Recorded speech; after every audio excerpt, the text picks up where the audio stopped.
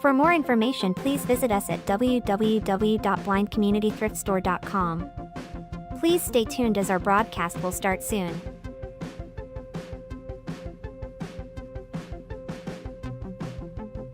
Please remember to like, comment, and subscribe on our YouTube channel now.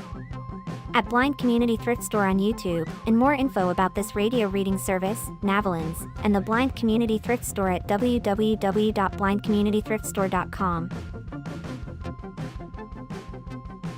The Blind Community Thrift Store radio reading service will begin shortly. We will be reading local news from around the Southwest Missouri area, Monday through Friday, 10 a.m. to 12 p.m. on YouTube, KSMU, and on the Audio Reader Network at Kansas University. For more information, please visit us at www.blindcommunitythriftstore.com. Please stay tuned as our broadcast will start soon.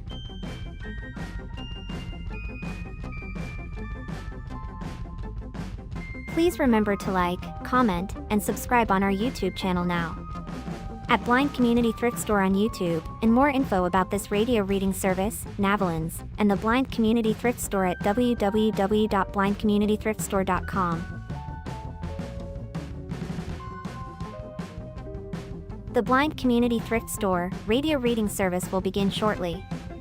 We will be reading local news from around the Southwest Missouri area, Monday through Friday, 10 a.m. to 12 p.m. on YouTube, KSMU, and on the Audio Reader Network at Kansas University.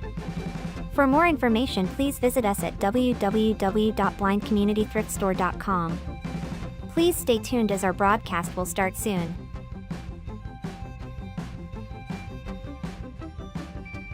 Please remember to like, comment, and subscribe on our YouTube channel now.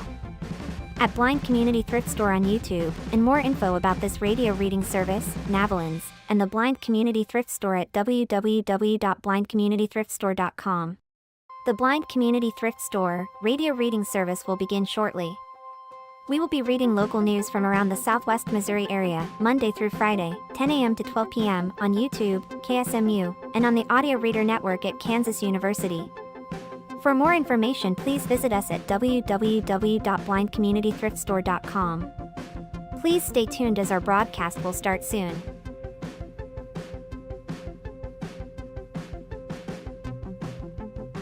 Please remember to like, comment, and subscribe on our YouTube channel now. At Blind Community Thrift Store on YouTube, and more info about this radio reading service, Navalins, and the Blind Community Thrift Store at www.blindcommunitythriftstore.com. The Blind Community Thrift Store radio reading service will begin shortly. We will be reading local news from around the Southwest Missouri area, Monday through Friday, 10 a.m. to 12 p.m. on YouTube, KSMU, and on the Audio Reader Network at Kansas University. For more information, please visit us at www.blindcommunitythriftstore.com. Please stay tuned as our broadcast will start soon.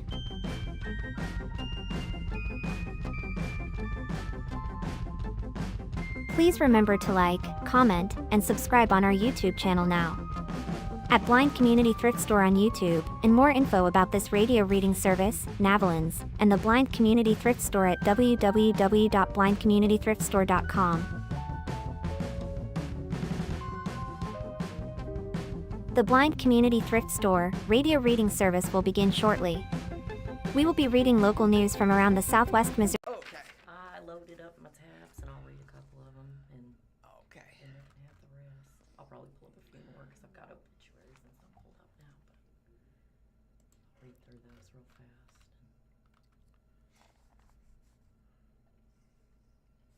I really want to start with obituaries.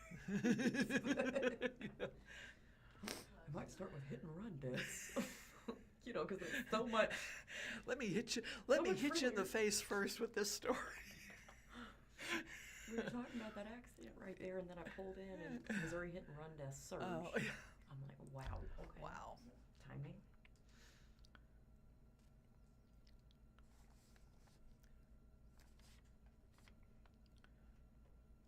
The time is 10 a.m. And a good morning. Thank you for tuning in to the Blind Community Thrift Store radio reading service. My name is Dory, along with Tony, and we invite you to listen to our broadcasts both live and on demand. Our live sessions are available on the Blind Community Thrift Store YouTube channel, Monday through Friday between 10 a.m. and 12 p.m. each week. Additionally, you can access on-demand content through the Audio Reader Network, which offers a wide range of audio materials for the visually impaired community. To explore content from the Audio Reader Network, please visit www.reader.ku.edu. The site provides details about accessing content via Amazon Alexa, Audio Reader Network mobile app, and information on receiving a radio to listen to the broadcast by KSMU Radio. All broadcasts are played over KSMU subcarrier airwaves at 67 kilohertz on 91.1 from 3 to 5 p.m. Monday through Friday. Contact Audio Reader Network for information on receiving a pre-programmed radio. And we'll start off with a story from the Springfield Daily Citizen. Second time's a charm. Springfield voters to reconsider hotel tax increase on April 7th. And what follows is a picture of, if approved, the 3% hotel tax would fund the renovation and expansion. And we see a picture of the Springfield Expo Center, as well as the adjacent empty lot. For the second time in 5 months, Springfield voters on April 7th will consider a 3% hotel tax increase to help fund a proposed convention and events center via the expansion and renovation of the Springfield Expo Center at 635 East St. Louis Street. If approved, the measure would increase Springfield's hotel license tax from 5 to 8%, making the total lodging tax rate, including the base sales tax rate, but excluding any additional taxes in special taxing districts, 16.1. Collections would begin on July 1st, 2026. The tax increase would sunset after 35 years. And what follows is the ballot language reading that shall the city of Springfield, Missouri impose an additional 3% license tax on the business of renting, leasing, or letting living quarters, sleeping accommodations, rooms, or a part thereof in connection with any hotel, motel, tourist court, or short-term rental derived from or paid by transient guests for sleeping accommodations for the purpose of attracting travel and tourism, including the construction, operation, and maintenance of a regional convention and events center. The additional 3% license tax shall automatically expire after a period of 35 years. Article continues, as indicated in the ballot language, the tax would be incurred on overnight accommodations at hotels and short-term rentals, such as Airbnb and Vrbo. Springfield voters narrowly rejected a similar measure in November of 2025 in an election that had a 7.1% turnout. Unlike the hotel tax increase on the April 7th ballot, the previous tax measure proposed to make the 3% increase permanent. And what follows is a preliminary rendering of that convention and event center. Looks pretty cool. Revenues from the tax would help cover the debt service on a $175 million convention and event center as proposed by a market demand and feasibility study, which was recently conducted by Hunden Partners, a Chicago-based consulting firm who specialize in destination real estate and tourism. Following the November election, city leaders went back to the drawing board to determine if there was still a path forward for the proposed convention and events center. Equipped with community feedback from a survey and a series of listening sessions, the city put forward a similar tax measure accompanied by more details about the project and pre-designed visuals created by a world-renowned architecture firm. Advocates say the proposed facility could be a game changer for Springfield by creating jobs, stimulating private investment, and delivering economic benefits across the city. Critics, however, say the tax money would be better spent elsewhere and question how the project will benefit everyday partners and if the investment will generate the benefits projected by Hunden Partners. The next headline is reading that the project could encompass 250,000 square feet. The 205 Hunden Partners report, which was presented to the Springfield City Council last summer, recommends a facility with 125,000 square feet in event space, including a 65,000 square foot exhibition hall, 30,000 square foot ballroom, 14,000 square foot junior ballroom, a 16,000 square feet of meeting space, and an outdoor plaza. In total, this would encompass some 250,000 square feet of gross floor area, including a lobby, concourse, service corridor, kitchen, storage, and other support spaces, as indicated by the request for qualifications issued by the city last year for architectural services and a construction manager at risk.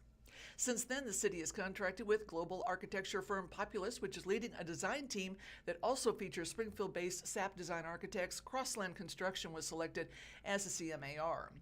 And what follows is a picture of Mike Heckwood, who is the president of Visit Springfield, Missouri, presenting the findings to a Springfield City Council meeting. While the study does not identify a specific location the event center should be located, it refers to the vacant parcel between the Springfield Expo Center and Jordan Valley Car Park, which has previously been envisioned as a possible site for a new convention center as a potential development area, and firmly suggests that the economic impact of the facility would be greatest if it was located near downtown amenities. Leading up to the November election, city officials did not propose a specific location for the project, but suggested the entirety of downtown was, quote, in play. However, the city has since identified the vacant parcel as well as the Springfield Expo Center itself as the project site, and both are owned by the city. As proposed, the facility would be fitting on two properties, demonstrated by preliminary renderings unveiled on March 19th. The renderings depict a multi-story addition to the Expo Center that would utilize a portion of the vacant lot while leaving part of it for an outdoor plaza. Tim Rosenberry, city's director of Quality of Place Initiatives, emphasized at the March 19th event that the renderings are not intended to be an exact representation of the final product, but rather to help the public visualize what the facility could look like.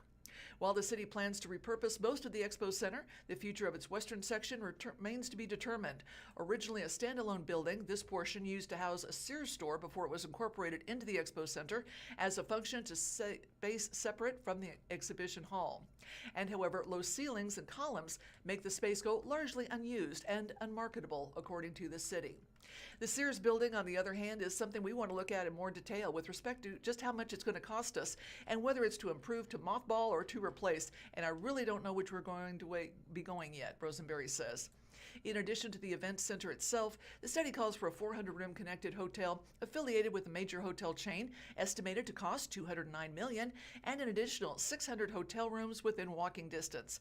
While the city maintains that the hotel would be privately funded and is actively seeking interest for the project, the study suggests the possibility of a public-private partnership. And in an interview with the Springfield Daily Citizen, Mayor Jeff Schreig emphasized that the city would not use general fund revenues to finance a hotel, but said the city has a variety of mechanisms at its disposal to assist a private developer, including tax increment financing and industrial development bonds. Chapter 100 of the Missouri Revised Statutes authorizes local governments to issue industrial development bonds to finance a wide variety of projects and equipment for private corporations and individuals, subject to approval by the local governing body. These bonds can be structured as tax-exempt and therefore issued at a lower interest rate rather than conventional financing. Under Chapter 100, a private entity purchases the bonds, repays them over a period of time, during which the local government would retain ownership of the project. Once the bonds are repaid, the government would transfer the project to the company. Projects funded through Chapter 100 bonds may also be eligible for real and personal property tax abatement and sales tax events. And there are other tools that the city can do, but with the pledges, there are no general revenue funds, Schreig said. Schreig is emphasizing that the city will be looking out for the citizens more so than it was able to in the 2000s, when plans to build an expanded convention center development next to the Expo Center fell flat after John Q. Hammond's Hotels and Resorts failed to secure financing for the project. Quote, "We have the benefit of standing on the foundation that was built in the early 2000s, and had that foundation not been built, this would be a very different conversation," Schreig said. But because it was built at the time, we have the luxury of looking out more for the taxpayers in the city in the interest of keeping this maintained long term. Among other recommendations, the feasibility study also identifies the need for 900 to 1,200 connected parking spaces. With currently 977 parking spaces, the Jordan Valley Car Park would fit the bill. However, it's not owned by the city, but by Atrium Hospitality. Atrium also owns the University Plaza Hotel and Convention Center across the street from the project site and manages the Expo Center through a long-standing contract with the city. While the city-owned Expo Center and adjacent parcel can accommodate the recommended facility, it remains unclear where the connected hotel and parking facilities will be located. City Manager David Cameron has previously acknowledged that the city has engaged in discussions with private property owners, though there's been no news on how those discussions have progressed. Rosenberry indicated at the March 19th design reveal that a hotel could potentially fit on the project site and that the Jordan Valley Car Park could provide parking for the proposed convention center. And on this Wednesday, March 25th, we'd like to wish a happy birthday to Elton John, who turns 79 today. Rapper Big Sean turns 38. Actress Sarah Jessica Parker turns 61 today. Athlete Sha'Carri Richardson turns 26. And race car driver Danica Patrick turns 44. A happy birthday to them today. And a few holidays we're celebrating include International Waffle Day, National Little Red Wagon Day, National Cerebral Palsy Awareness Day, Manatee Appreciation Day, and National Medal of Honor Day. And someone not winning a Medal of Honor today, we have a story here by the Daily Citizen staff that a Springfield man is guilty of breaking a woman's jaw trying to get her to recant. Prosecutors say a Greene County jury deliberated for a little more than an hour before finding 33-year-old Thomas David Norton guilty this week of first-degree domestic assault and tampering with a victim and witness. The two-day trial was held in Judge Todd Myers' courtroom. A news release from the Greene County Prosecutor's Office says Norton struck a woman in the face on September 27, 2025, fracturing her jaw. When officers arrived at the home after the assault, they say Norton was standing over the bloodied victim. While he was being held in the Greene County Jail, prosecutors say Norton made several attempts to get the victim to drop the charges. Those attempts included phone calls and letters disguised as correspondence addressed to a fictitious person, in which Norton apologized and asked the victim to, quote, free me up at the prelim, according to the release. Norton is classified as a, quote, persistent offender under Missouri law due to prior convictions for second-degree assault and resisting arrest. The release says he is not eligible for parole on the tampering charges. Today's verdict sends a clear message. Domestic violence will not be tolerated in our community, and those who attempt to silence victims or intimidate witnesses will be held accountable, Greene County Prosecuting Attorney Dan Patterson said in the release. We hope this outcome brings a measure of justice and peace to the survivor in this case. Nelson is scheduled to be sentenced on May 7th. He faces 10 to 30 years in prison on the assault conviction. The case was investigated by the Springfield Police Department and prosecuted by Assistant Prosecuting Attorneys Caitlin Frazier and Kim Pulley. And Springfield Council will be sending the Hotel of Terror eminent domain to ballot. This is a story from the News-Leader and written by Marta Mees. The fate of the Hotel of Terror will be decided by Springfield voters in August. At its Monday, March 23rd meeting, Springfield City Council voted unanimously to ask voters whether to continue to use eminent domain to seize the property. Council initiated the eminent domain process in December, but after enough signatures were collected for a referendum petition, council members were forced to either repeal their decision and return to negotiations with the owner or let voters decide whether to take the property, which is at 334 North Main Avenue, via eminent domain. The Hotel of Terror was subject to eminent domain once before in 2023, but that process was also met with a referendum petition. Council at that time of a different makeup opted to repeal the ordinance. And what follows is a picture of the Hotel of Terror. After returning to the negotiation table in 2023, the city agreed to pay Hotel of Terror owner Sterling Mathis $2 million, but Director of Public Works Dan Smith said March 9th the owner did not sign that offer, despite requesting it earlier.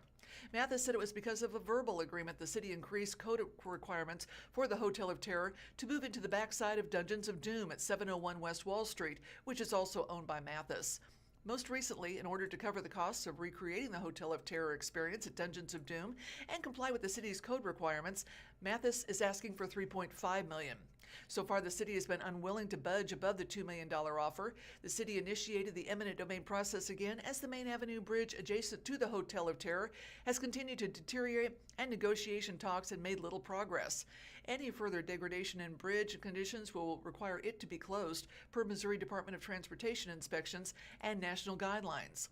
After the unanimous vote, Mathis told local news media he was worn out after years of fighting for his 47-year-old business, which is nationally ranked and one of the oldest haunted houses in the U.S. Next headline reads, Scale of Expansion at Dungeons of Doom Increased Requirements. The city is not denying that there are additional code requirements that Mathis would have to comply with when moving the business. Since the Dungeons of Doom was created within the Wall Street building, the city has adopted a new fire safety code that now includes more specificity for amusement use structures. When the city was willing to make a deal for $2 million, Martin Google, the city's director of building development services, said there was an assumption that it would be simply moving Hotel of Terror operations in the Dungeons of Doom building as it currently exists. Google told the News-Leader if some additional footprint was required in order to recreate Hotel of Terror at the Wall Street building, there were ways to make things work without making requirements too onerous. But when the city received a conceptual sketch plan, site plan in the fall, the plans included nearly doubling what is currently part of the business at Dungeons of Doom. Most of these are not physical additions to the building, but rather opening up more of the existing space to be a part of the public-facing business, such as utilizing the tower for tenant space. However, the plans also include an additional floor on the existing building. Mayor Jeff Schrag noted at the Monday meeting that these were not plans that were sealed by an engineer or architect, so the city could not officially consider them. Quote, "It's not so much that the space increased. I think the question for us was by how much it increased," Google said. "The existing building code, it used a lot with historical structures. It's used a lot for minor modifications. It's not really used for expansion of or major remodels." And what follows is a picture of the Dungeons of Doom on Wall Street.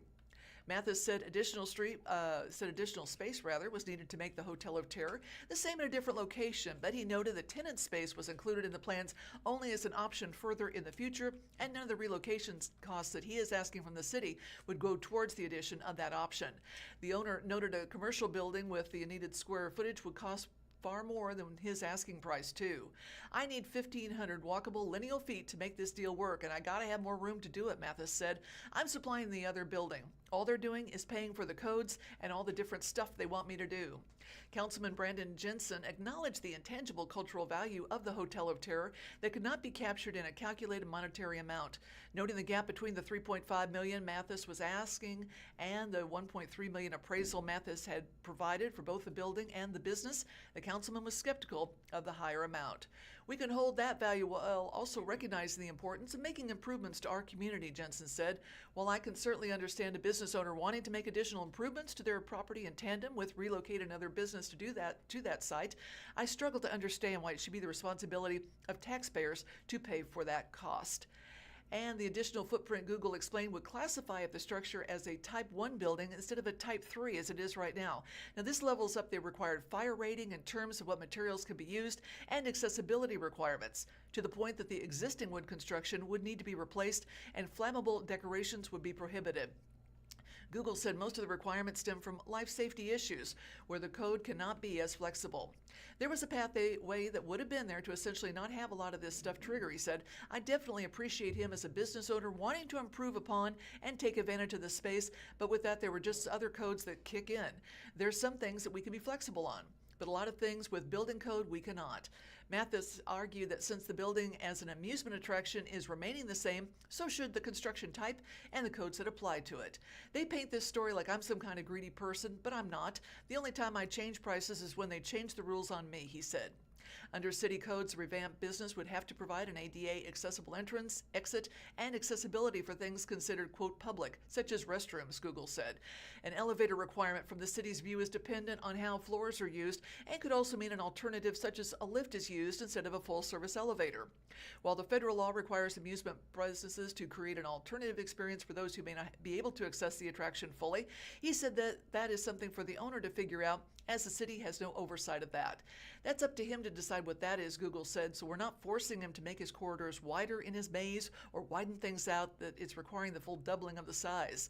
He said the city had researched similar case studies where a standalone haunted house was developed in other parts of the country. While those situations were hard to find, Google said ones the city could identify were feasible under the new fire code without any problems. The city has plans to replace the Main Avenue Bridge with a wider structure and include a bike path and sidewalks, which seeks to address both the deteriorating conditions and prevent flooding downtown from Jordan Creek. It would be partially funded by federal grant dollars. The project has been tied to the city's Renew Jordan Creek project, which is returning sections of Jordan Creek back to a natural state in downtown Springfield. Mathis, however, said he's experienced worse flooding work on the project just west of him begin. Could the matter be made less tenuous if Hotel of Terror moved elsewhere, rather than combining with Dungeons of Doom? Maybe, Google said, but it would really depend on the alternative spot. Quote, "One of the things that makes it a little difficult is this was an old feed location," Google said of the Wall Street structure, which resembles a warehouse and includes a loading dock and silos. And he's had to add a few things to the existing Hotel of Terror in the past.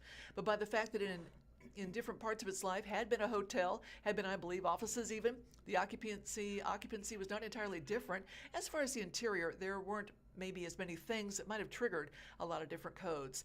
Asked about the idea of moving somewhere other than Dungeons of Doom, Mathis said it would be effectively pointless, as any other building would also be required to abide by the higher code standards.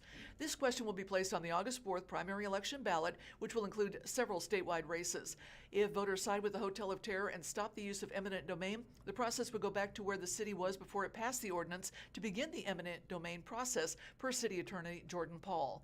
Mathis plans to launch a campaign once the August election comes closer, but said he's already spent roughly $150,000 to $200,000. At the end of the day, the owner, who has operated the haunted house since he was 16 years old, wants to recapture what the attraction has given Springfield for decades. Quote, "I'm just trying to keep something going for my kids to take over," Mathis said. And several obituaries this week. First up, we have Janice Rollett Morrison of Springfield, Missouri, who passed away on March 15, 2026 at the age of 80. She was a loving wife, mother, grandmother, great-grandmother, and friend. Janice will be profoundly missed and forever remembered for her passion for shopping and knitting, but most of all for her deep love of family and her caring heart. Hap Anderson, age 89, passed away March 20th, 2026. Arrangements provided by Klingner Cope Family Funeral Home at Rivermont. Services on March 28th at 10 a.m. at Klingner Cope Family Funeral Home at Rivermont Memorial Gardens. Finally, we have LaDonna Lynn O'Brien, a Springfield medical practice executive for 40 years, passed away March 21st, 2026 after a courageous battle with cancer. She was 71. LaDonna was a founder of Ozarks Anesthesia Associates, which has served the Cox Health System since 1986. She was OAA's administrator and vice president. Born on January 7, 1955 in Springfield to Jesse David Mitchell and Alice Lucille Mitchell, LaDonna was the eldest of 5 siblings. She shouldered family responsibilities from an early age after the death of her father and due to the hospitalization of her mother. Following graduation from Springfield Central High School in 1973, LaDonna began a series of office jobs at local businesses, and by the early 1980s was executive secretary to Neil Wortley, chief administrator for Lester E. Cox Medical Centers, today's Cox Health. When St. John's Health Center, now Mercy, terminated a long-standing arrangement to share anesthesia services between the two hospitals, Cox was forced to contract with the Kansas City Anesthesia Group, and LaDonna was assigned to oversee its business office here. After about 2 years, the physicians and CRNAs installed by the Kansas City group sought LaDonna's help to organize an independent practice. Ozarks Anesthesia Associates was incorporated in August of 1986, and LaDonna led OAA's business and other administrative operations here ever since. LaDonna enjoyed family activities and especially her role as a grandmother. An avid baseball fan, she followed the St. Louis Cardinals since childhood, was a season ticket holder with the Springfield Cardinals, and she enthusiastically supported the Greenwood Lab School Blue Jays. LaDonna had no opportunity to pursue a college degree immediately after high school and had no professional need later. However, she fulfilled a personal goal by enrolling in night courses at Drury University in the early 2000s, earning a bachelor's degree with summa cum laude honors in 2004, then a master's degree in business administration in 2006. LaDonna is survived by 3 sisters, Lisa Blythe, Lucinda Vandenberg, and Linda Larson, one brother, Paul Mitchell, her daughter, Emily Croft, her husband, Mike O'Brien, grandsons Carson Little, Cohen Little, Vigo Croft, Ian O'Brien, and Alec O'Brien, nieces Allison Blythe, Laura Blythe, Mallory Lyle, Mackenzie Larson, and Kendra Snow, and nephews Nick Vandenberg, Chris Mitchell, and John Mitchell. No funeral services planned, but a gathering to celebrate LaDonna's life will be announced later. Memorial contributions may be directed to youth and school baseball programs. Cremation will be directed by Gorman Scharf Funeral Home. And from the Springfield Daily Citizen, Jason Johnson emerges as the first candidate to replace Greene County Sheriff Jim Arnott. And the next headline reads, Arnott was recently nominated by President Trump to serve as the next U.S. Marshal for the Western District. We see a picture of Captain Jason Johnson, and he is a longtime employee of the Greene County Sheriff's Office and is the first candidate to apply for sheriff, a position that could become vacant if President Trump's recent appointment of Sheriff Jim Arnott as U.S. Marshal of the Western District of Missouri is confirmed by the U.S. Senate. Johnson has also established a campaign finance committee, which already has at least $25,000 on hand. He's registered with the Missouri Ethics Commission as a Republican. Asked why he applied for sheriff, Johnson said he's doing it, quote, for the community first, as well as the men and women of the Greene County Sheriff's Office and the county's office holders. Quote, I made a career at the sheriff's office, Johnson said. I've worked a lot of different positions, and I think I've got a lot of experience to hold that seat, and did some thinking about it and submitted my resume. The Greene County Commission is accepting applications for Arnott's replacement through April 15th. Under state law, the commission is charged with filling a vacancy in the sheriff's office by appointment and requires they act no later than 14 days after the vacancy occurs. By beginning the selection process ahead of the potential vacancy, the commission will be able to act promptly if and when Arnott is confirmed by the Senate. Once appointed, the new sheriff would serve on an interim basis only, subject to re-election by Greene County voters in order to continue serving in that position. However, the timing of an election will depend on when the sheriff's position becomes vacant. It's already too late for candidates to file for the August 4th primary election through the normal process. However, state law provides for each political party's county committee to select a nominee. These nominees will be placed directly on the ballot for the November 3rd general election, alongside potential independent candidates who secured ballot placement through a petition process. If the Senate confirmation process extends into late fall or beyond, and the vacancy does not occur in time for candidates to appear on the November ballot, the commission would be required to call a special election at a later date on or before the 10th Tuesday after the position becomes vacant.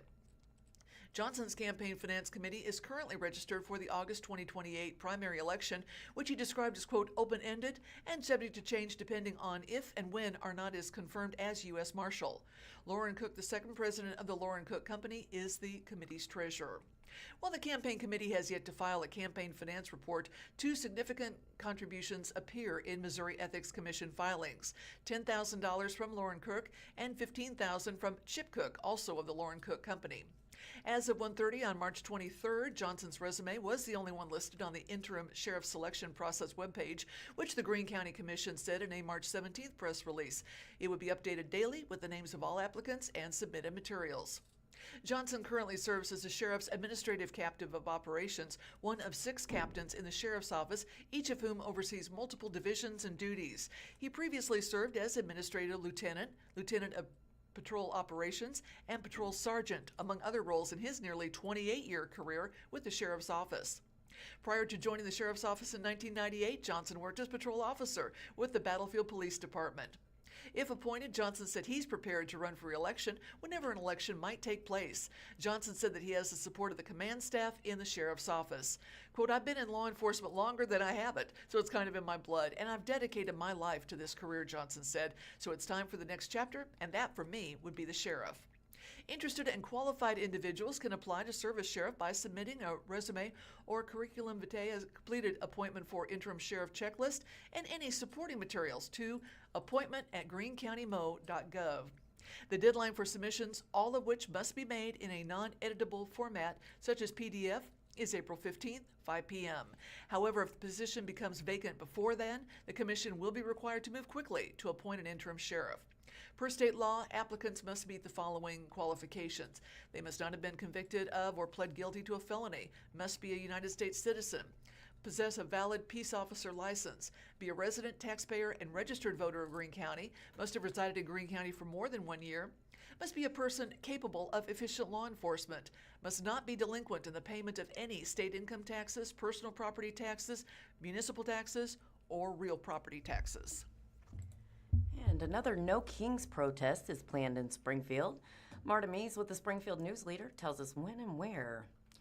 After thousands of people lined Chestnut Expressway in June as part of a national No Kings protest, a similar protest is planned, this time in South Springfield, as part of another nationwide mobilization effort on Saturday, March 28th. The No Kings national movement says it opposes the policies of President Donald Trump and rejects what organizers call authoritarianism in coordinated and peaceful protest events that span all states in support of democracy. In Springfield, the protest is planned to take place from noon to 3 p.m. Saturday, March 28th, on the south side of East Battlefield Road between Campbell and Glenstone Avenues. The local event is being organized by several community organizations, including Greater Springfield Indivisible, a local 50501 chapter, Show Me Community Peace of the Ozarks, and Community Together 417.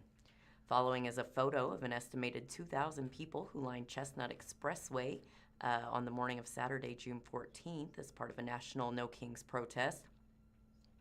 Additional events are planned across Missouri and the Ozarks. In total, more than 3,000 No Kings events are planned March 28th across the country, according to organizers. With every ICE raid, every escalation abroad, and every abuse of power at home, Americans are rising up in opposition to Trump's attempt to rule through fear and force. Each day, Trump crosses a new red line, and more people are deciding they've had enough, said Ezra Levin, co-executive director of Indivisible, in a statement on the No Kings website. This is the third mass-scale protest day planned since Trump took office in 2025 for his second term. The one in June was followed by a second event in October. This is the first of the No Kings nationwide days of protest this year. And from the Springfield News-Leader, the question is Springfield Airport impacted by the partial government shutdown? The partial government shutdown has entered its sixth week, leaving TSA agents without pay and some airports around the country experiencing longer wait times in security lines. Now, in response, President Trump has announced the Immigration and Customs Enforcement agents will be deployed to airports to assist with the understaffing. While several airports are struggling with the partial shutdown impacts and have had ICE agents deployed there, Springfield Branson National Airport is not one of those. Airport Public Information Officer Ren Lubring said via email that it was, quote, very unlikely ICE agents would be present at security checkpoints this week, and the Springfield Airport has not reported any impacts to operations from the shutdown. And what follows is a TSA checkpoint at the Springfield Branson National Airport. The article continues. She said there has been no increased wait times reported in TSA lines, with most travelers able to make it through the checkpoint in less than 20 minutes. For passengers connecting with flights elsewhere, Lubring said the following airports will have ICE presence, including Chicago O'Hare International Airport, Cleveland Hopkins International Airport, George Bush International Airport, John F. Kennedy International Airport in New York, LaGuardia Airport in New York, Louis Armstrong New York International Airport in Puerto Rico, Newark Library International Airport, Philadelphia International Airport, Phoenix Sky Harbor International Airport, Pittsburgh International Airport, Southwest Florida International Airport in Fort Myers, and William P. Hobby Airport in Houston. The partial shutdown began on February 13th when funding for the Department of Homeland Security lapsed. Democrats and some Republicans in Congress are refusing to approve the department's annual budget over concerns of the Trump administration's approach to immigration enforcement. Senate Republicans, meanwhile, have blocked attempts to pay TSA employees specifically. And in other news, Springfield Art Museum's On the Lawn series offers free outdoor fun. While the museum is closed for renovations, it is planning community events for its Hatch Lawn.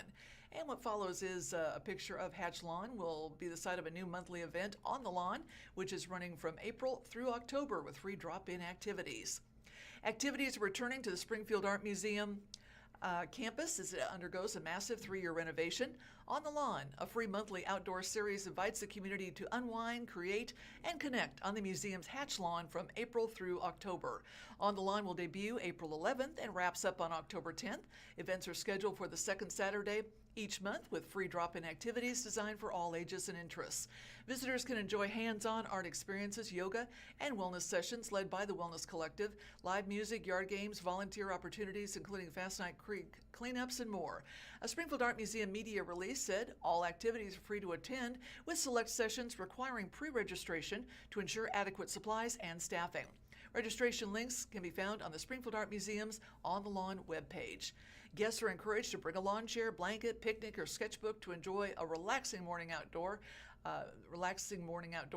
While the museum buildings are closed, portable restrooms will be available. And the schedule for On the Lawn is subject to change and, of course, weather dependent. But here is what is planned for April 11th. There will be free yoga beginning at 8, Fast Night Creek cleanup, followed by yard games and self-guided art activity. 10 a.m., music by Stevie Newman. At 11, music by Joe Dillstrom. And at 11:30 a.m., a gesture drawing session. The full schedule for On the Lawn is available on the Springfield Art Museum website, as are applications for those interested in assisting with volunteer efforts throughout the series. And good morning, how are you?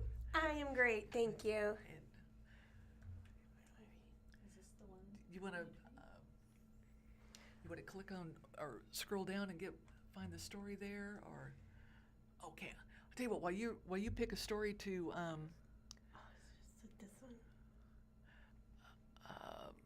see, she just had read that one. Did you want to try that one maybe? I don't think we've read that one yet. Okay, there you go. Okay, from the Springfield News-Leader, the City of Springfield may cut 11 jobs as federal funding stalls. The City of Springfield may cut up to 11 jobs in its Workforce Department division due to delays in federal funding. The division, which employs 33.5 full-time employees, administers more than $23 million in federal grants for workforce training and economic mobility programs, according to a community announcement. The affected programs include Apprenticeship, Building America, Good Jobs Challenge, Green for Green, and Core Career Services funded by the Workforce Innovation and Opportunity Act. Legislative delays in federal appropriations have stalled the release of new discretionary grants. The $3 million Apprenticeship Building America and the $17.3 million Good Jobs Challenges grant will expire before new awards can be applied for and secured, creating an operational funding gap. Some employees may be laid off. Due to this funding gap, the division may face a phased reduction in force of up to 6 employees by July 4th and up to an additional 5 employees by October 1st. These impacts were communicated to staff March 20th, according to the announcement. Workforce Development is working with the city's Human Resources Department to offer affected employees options within the city organization. However, layoff notices may be required. The city's layoff protocols prioritize retaining employees generally based on seniority in their current positions. Like many federally supported programs and agencies, we are having to deal with the repercussions of what's been happening on the national level. Amanda Olensellen, Director of Economic Vitality and Workforce for the City of Springfield, said in the announcement, for the Workforce Development Division, the year 2025 was planned as a sustainability year to pursue replacement funding. However, a January 2025 federal funding freeze and extended FY26 federal budget negotiations delayed the release of new grant opportunities. The result was an unforeseeable operational disruption to federal grants that had a lasting impact on the release of potential funding. Springfield Workforce Development is actively pursuing grant extensions and new initiatives to restore long-term sustainability. Services at the Missouri Job Center will continue and customers will still be served in the same manner, according to the announcement. The center offers career services including job search assistance, resume preparation, free monthly workshops, and career training and guidance. However, as with all competitive grants, services provided by those grants will end when the grant service period ends. Oh, okay. And from the Springfield Daily Citizen, with the firm's hiring, SPS will launch a new facility master plan that includes demographic studies.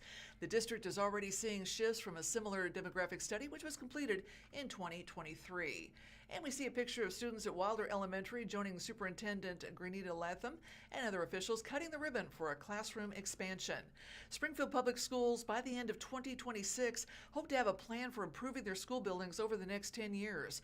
The Springfield Board of Education on Tuesday, March 24th, approved a contract with Capital AE Building Solutions worth $657,240 for facility master planning services. The group will be tasked with analyzing which of the district's more than 50 schools will need to be upgraded to handle students. The plan will include studies into the district's demographics and school boundaries. Travis Shaw, Deputy Superintendent of Operations, said the firm will get to work and have a report ready by November or December. Shaw said that 2 firms were considered, and the Colorado-based Capital AE was chosen for its high level of expertise and connections to firms which SPS has worked. The company's president, Josh Chisholm, was previously employed as a facility director in the Colorado Springs School District, and the company has connections to Paragon Architecture, a design firm that has performed work for SPS over more than a decade and has vested in the community. To be able to have their expertise of knowing truly what the district looks for in schools and what are the things that are important about how we are utilizing our facilities, Shaw said after the meeting. Also, from the community and stakeholder perspective, we're going to have extensive numbers of meetings and things that go on through this process where we need that pulse of the community to help guide that work. The plan will help guide future elections and renovations. Similar master plans were used over the past few years to determine which schools were most in need of upgrade. An ad hoc task force made up of community members used information from previous plan to help inform what should be in a $220 million bond issue in April of 2023. A similar effort was behind a 2019 election. Many buildings flagged in that master plan as being in bad shape have been improved thanks to projects voters approved in the previous 2 elections. The work ahead includes a demographic study. The district recently completed such a study in 2023. Its conclusions drew surprise reactions from board members in 2023. Conducted by Davis Demographics, the study combined census data with GIS location to map where school-age students live. That study predicted that by 2034, the district's population would decline to just over 23,000 students. However, it's also suggested that a large population of elementary students would increase middle school enrollment significantly. And it also identified a capture rate of about 75%, meaning that of all the school-age students who live within SPS boundaries, 25% do not attend its schools. And we see a picture of Deputy Superintendent of Operations Travis Shaw. And despite its recent submission, Shaw said the time was right for a new demographic study because it would better align with the formation of a new faculty plan. Responding to board member questions, Shaw said that ideally, a demographic study should be done about every 5 years, but it makes sense to do it now along with the facility planning, Shaw said. 1, because we're going to be out doing the work. 2, because we've seen a distinct change in what the demographic study was showing us 3 years ago. Board members also raised questions about costs. The demographic study from 2023 cost about $80,000. Shaw said that the demographic portion of the capital AE contract accounts for about $50,000 of the total price. The next headline reads, already seeing shifts from the 2023 study. Shaw on Tuesday said that the district is seeing some unexpected enrollment shifts following that 2023 study. After the meeting, Shaw said the shifts are significant but not drastic and warranted another look. We've started to see some shifts around enrollment at certain schools, and we're starting to see shifts where our virtual members look like, what MOCAP looks like, Shaw said. There are certain areas of the community that we're starting to see what we call shifts that we are keeping our eye on. The 2023 study's results had a significant impact on the district since its release. It led the board to remove elementary grades from Pershing Middle School and to close Robertson Community School. It guided decisions to shift boundaries for 3 elementary schools. It informed efforts to expand school bus eligibility across the district. And it was used by members of a middle school boundary committee that ultimately recommended altering Wilson's Creek Intermediate into a middle school and devising whole building feeder patterns. All right, from the Springfield News-Leader, World War II veteran Jack Hamlin, who died in 2024, was honored at a ceremony. The life and legacy of late World War II veteran Jack Hamlin were honored at a ceremony Saturday, March 21st at the Montclair Senior Living Facility, where Hamlin had lived prior to his death in 2024 at the age of 102. The event highlighted Hamlin's service during World War II when he was a rescue swimmer with the U.S. Coast Guard serving on an 83-foot-long wooden Coast Guard cutter. He rescued servicemen from the water at Normandy on D-Day, and he rescued survivors from the sinking of the SS Leopoldville, a troop ship carrying soldiers of the 66th Division Black Panther Brigade going to the Battle of the Bulge. On Christmas Eve in 1944, a German U-boat submarine, U-486, torpedoed the Leopoldville 5 miles out from Cherbourg, France. A total of 763 American servicemen and 56 crew members drowned. But Hamlin recalled that he saved 25 or 30 on 2 runs. They couldn't do any further runs because the ship went down. A presentation by Lieutenant Commander Dennis Branson, retired U.S. Coast Guard, explained Hamlin's work saving people from the water of the Leopoldville sank. Branson teaches at the Army Management Staff College in Fort Leavenworth, Kansas. Also honored at the ceremony were 23 veterans currently living at the Montclair. They are introduced individually and their names are placed on an expanded new veterans wall. Several groups that honor and assist veterans were at the ceremony. They included the Eagles, the Elks, the Royal Colonial Light Horse Brigade, Sons of the American Revolution, Daughters of the American Revolution Honor Flight of the Ozarks, Combat Veterans Association, and the Tri-County Memorial Team.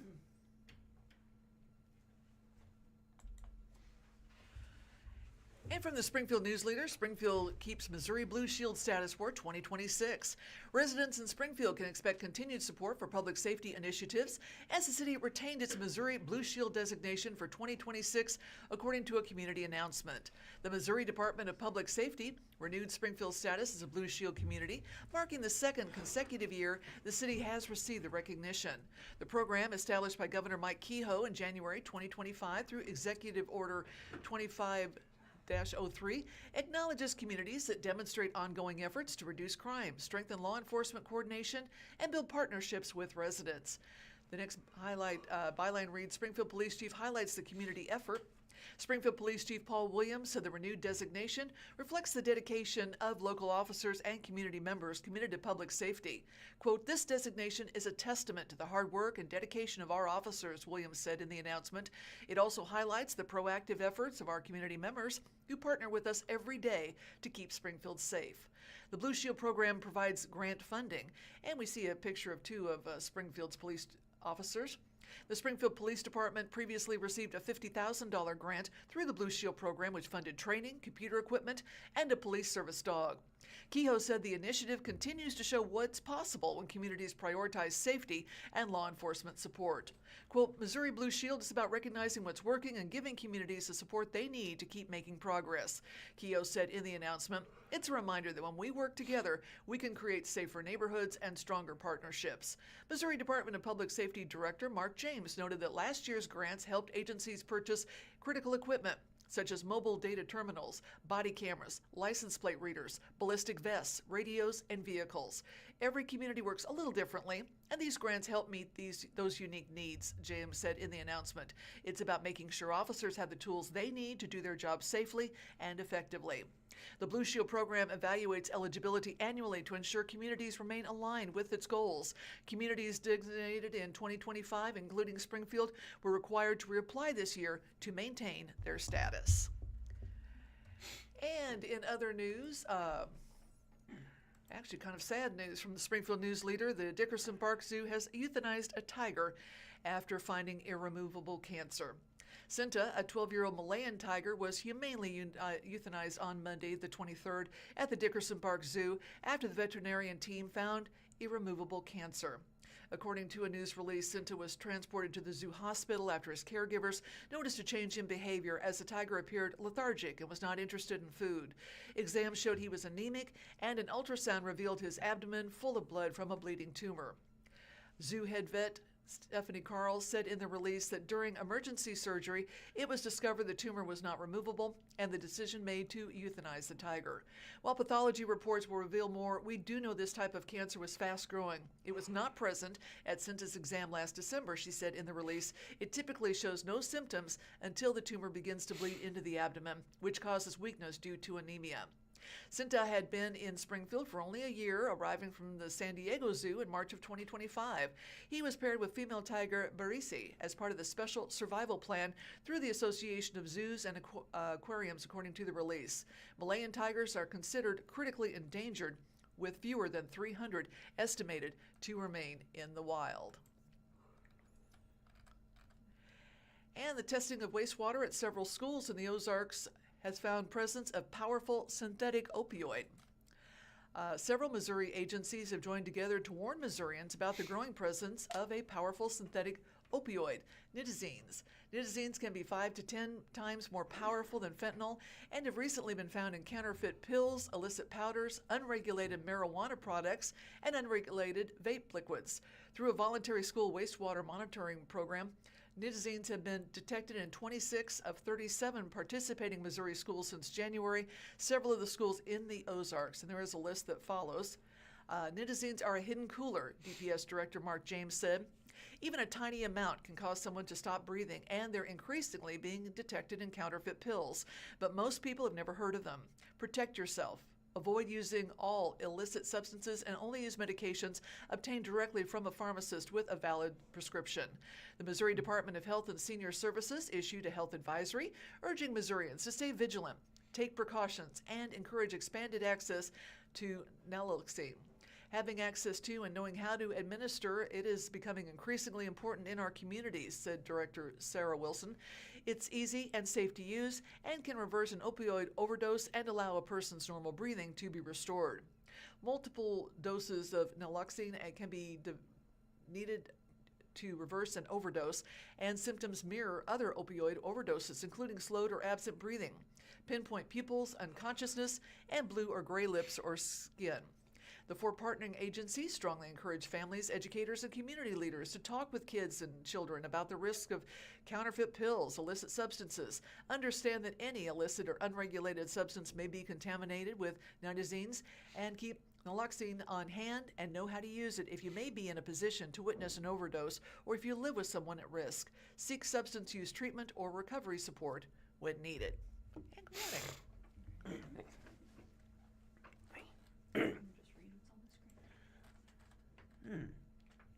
Yeah. With hiking and camping season approaching, the University of Missouri Extension is offering a hands-on advice on how to safely navigate an areas inhabited by black bears. Missouri's black bear population is estimated to be around 1,000 according to a community announcement. While most bears are found in the oak hickory forest of the Ozarks region, they can travel long distances and occasionally appear in urban areas. Robert Pierce and MU Extension State Wildlife and Fisheries Specialist emphasized the importance of avoiding bear encounters. Never approach a black bear and don't let one get close to you. Watch from a distance. If your vehicle or home, stay inside. If possible, stay at least 100 yards away from a black bear, according to the announcement. He also advised. He also advised keeping garbage, pet foods, and bird feed out of reach of bears. Bears that feed on human foods can quickly lose their natural fear of humans. Pierce said in the announcement, "Don't feed them." When hiking in bears' habitats, making noise can help prevent from surprising a bear. Talking, whistling, or singing can alert bears to your presence. Dogs, if not let at home, should be kept on a leash as they can antagonize bears and lead to encounters.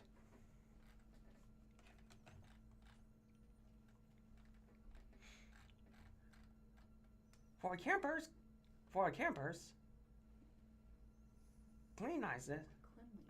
cleanliness is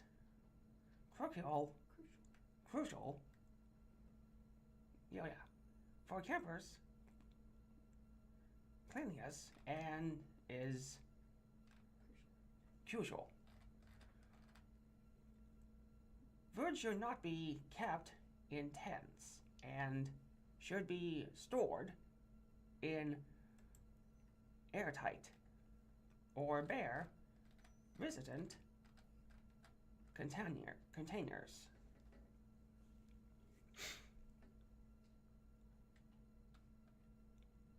Locking food in the trunk of a vehicle or hanging it in a tree 15 feet off the ground and feet away from the trunk is recommended. Recommended. Dishes should be washed and dishes should be washed after eating, and food should be cooked away from sleeping areas. It is also advised not to be sleep in the same clothes used for cooking and to burn trash only if it cannot be properly secured.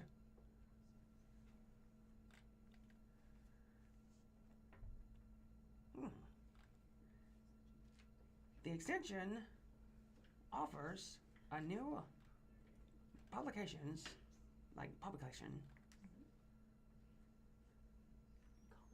ecology and management of black bears in Missouri.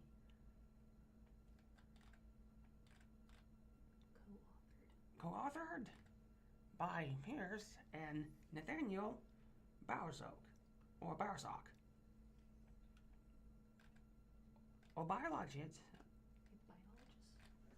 A biologist with the Missouri Department of Conservation.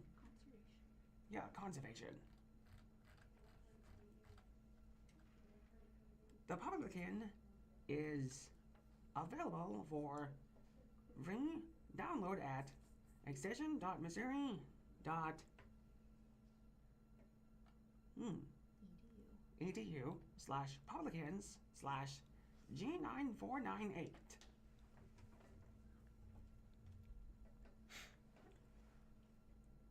For more information about living responsibly with bears, Bearwise, a resource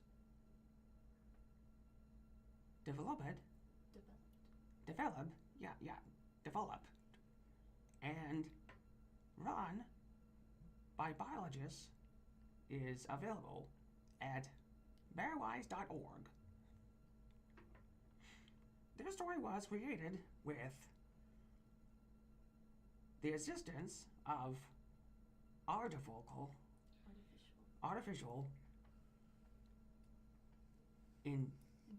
intelligence.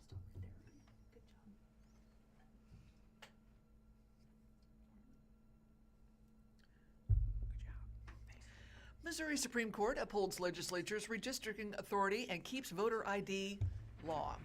The court also struck down parts of a 2022 law limiting voter registration and absentee ballot outreach by civic groups.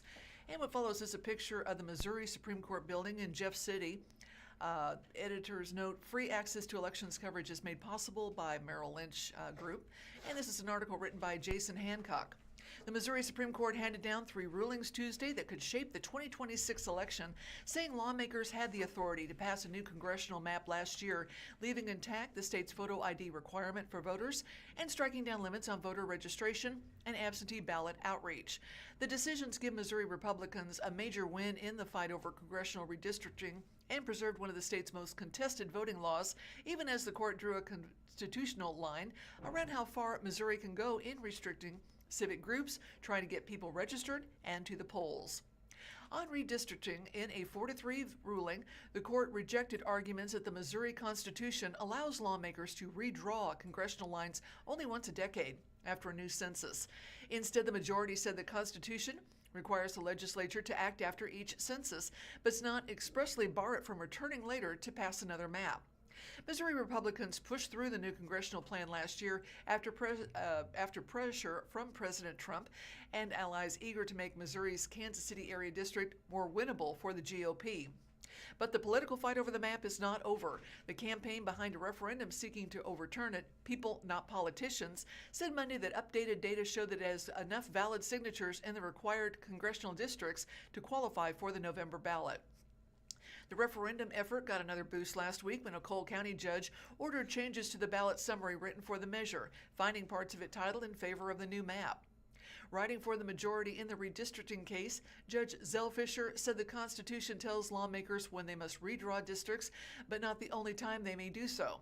Judge Paul Wilson, in dissent, said the law and history point the other way, that the Constitution was written to require one redistricting after each sentence, not to invite mid-decade do-overs whenever the party in power sees an advantage. The voter ID ruling turned more on who could sue than on the law itself. In that case, the court left intact Missouri's 2022 law requiring voters casting a regular ballot in person to show a government-issued photo ID. But the judges split over why. A 4-judge majority said the individual voters and civic groups challenging the law had not shown that the requirement had actually kept them from voting, so the courts could not decide the broader constitutional question. 3 other judges disagreed, saying the challengers had shown enough to sue but still would have lost on the merits. The case centered on stories that opponents said showed the burden of the law. One voter testified that a seizure disorder made travel difficult and left her worried a signature mismatch could sink a provisional ballot. Another said she feared trouble because her first name was spelled differently on her identification and voter registration. The court's majority said those concerns were too speculative because both had successfully voted since the law took effect. The photo ID requirement was part of a wide-ranging 2022 elections bill that also created 2 weeks of no-excuse early in-person voting before Election Day. Republicans had spent years trying to enact a strict photo ID requirement in Missouri. Earlier versions had been struck down or tied up in court before voters approved a constitutional amendment in 2016 allowing such a law. In another 4-3 decision, the court affirmed a lower court ruling that blocked several provisions governing voter registration and absentee ballot outreach. The judges struck down the ban on paying people to solicit voter registration applications, the requirement that people who solicit more than 10 registration applications register with the state. The requirement with those solicitors be Missouri voters and at least 18 years old, and the ban on soliciting voters to obtain absentee ballot applications. Judge Mary Russell, writing for the majority, said those provisions swept too broadly into protected political speech and went too far in criminalizing voter registration and absentee ballot outreach by civic groups. The state argued the rules were aimed at fraud prevention, privacy, and election integrity. The majority said those interests were not enough to justify such broad restrictions. That ruling means groups such as the League of Women Voters of Missouri and the Missouri NAACP can continue the kinds of voter outreach they said the 2022 law chilled. A lower court had already blocked those provisions first before the 2022 election and then permanently in 2024. Tuesday's decision keeps that relief in place. Judge Ginger Gooch, in dissent, would have upheld 3 of the 4 challenge outreach restrictions and struck down only the ban on soliciting voters to obtain absentee ballot applications. The headline says, from the Springfield News-Leader, Silver Strands event to honor Senator Lincoln Huff's community work. Friends of Abilities First is set to host its annual Silver Strands fundraiser Friday, March 17th at Hickory Hills Country Club, 3909 East Cherry Street, Springfield, according to a community announcement. The event will honor Senator Lincoln Huff for his advocacy, leadership, and support of people of all abilities. Republican Melanie Stinnett and Representative Betsy Fogel are also scheduled to speak, highlighting the event's bipartisan support for the mission of Friends of Abilities First, a 501c3 nonprofit that helps find opportunities, services, and support for people of all abilities in the local community. Silver Strands is an opportunity to celebrate community leadership while also investing in the important work of Friends of Abilities First. Maggie Rollwagon, President and CEO of Abilities First, said in the announcement, "Every dollar raised helps support opportunities and resources that make a meaningful difference for people of all abilities and their families in our community."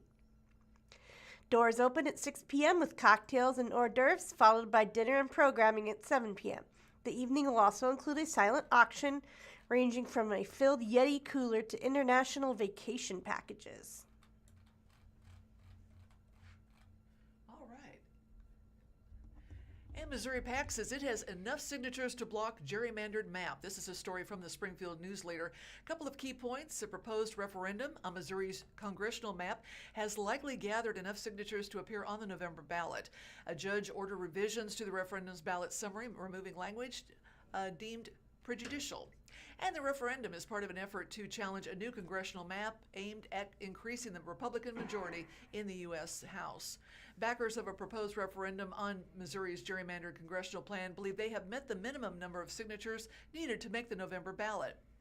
Updated data posted on Monday the 24th by People Not Politicians, the political action committee that organized referendum petition drive, shows that the petition has at least 129% of the required signatures in the 1st, 2nd, 3rd, 4th, and 5th districts. The last district needed to qualify for the ballot was Southwest Missouri's 7th district, and 102% of the signatures needed are valid, with more than 6,000 signatures left to be checked.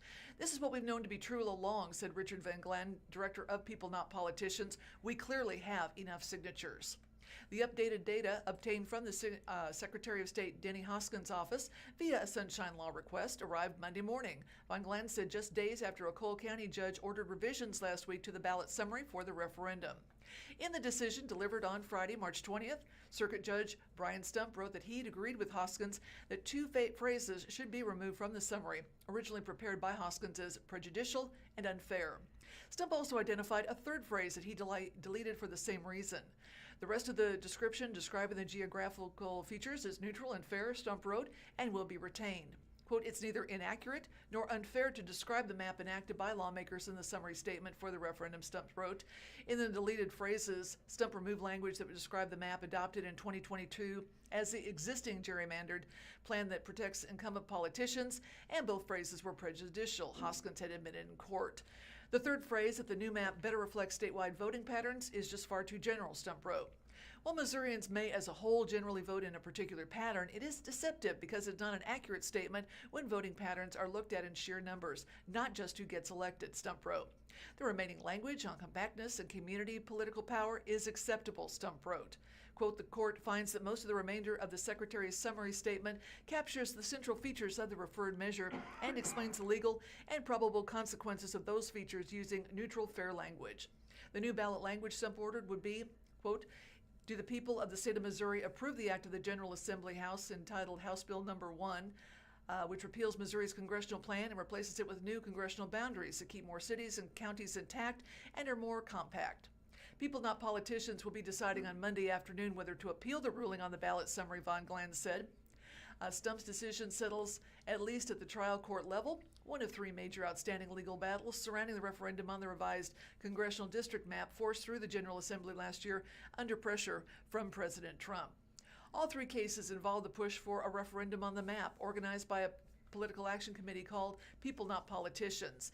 The campaign submitted just over 300,000 signatures to Hoskins December 9th, and in one pending case, Cole County Circuit Judge Christopher Limbaugh is considering whether to order Hoskins to check approximately 100,000 signatures collected before he approved the petition October 14th.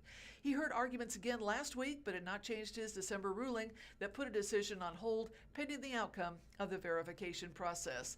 Stump is also the judge in the third case, asking him to declare that the map approved by lawmakers in 2022 is the one in effect for this year's elections. His ballot language, "People, not politicians," argues, foreshadows his decision on which map is in effect.